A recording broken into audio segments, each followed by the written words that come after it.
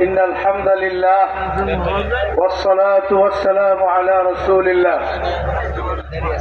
بسم الله الرحمن الرحيم وجعل كلمة الذين كفروا السفلى وكلمة الله هي العليا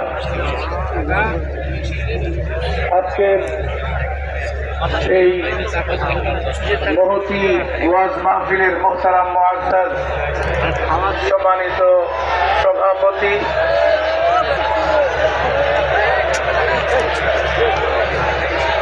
আজকে আমাদের মাঝে উপস্থিত আছেন দেশের শীর্ষ উলামায়ে কেরাম। এই মুহূর্তে আমরা দীর্ঘ 15-16 বছর আওয়ামী ফ্যাসিবাদ থেকে মুক্ত হয়ে নতুন একটি বাংলাদেশের প্রতীক্ষায় আমরা আছি। অন্তর্বর্তীকালীন সরকারের সময় চলছে। বাংলাদেশের মানুষ সংস্কারের জন্য অপেক্ষা করছে।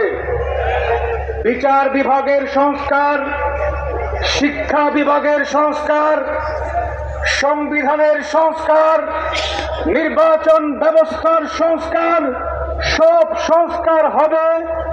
তারপরে বাংলাদেশের মানুষ একটি সুষ্ঠু নির্বাচন করে আগামী দিনে নতুন একটি সরকার গঠন করার জন্য প্রতীক্ষায়। আমরা বলতে চাই, সংস্কার হবে, তারপরে যদি নির্বাচন হয়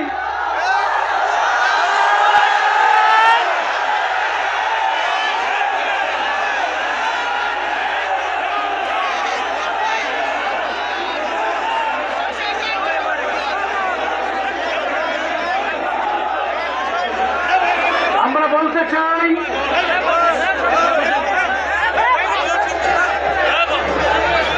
নির্বাচনের আগেই যদি সংস্কার হয়ে যায় তাহলে আগামী দিনে সুষ্ঠু নির্বাচন করা সম্ভব।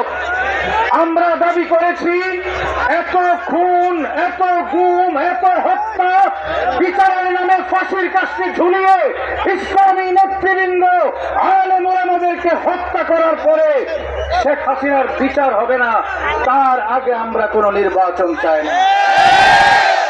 আগে শেখ হাসিনার বিচার হবে, তারপরে নির্বাচন।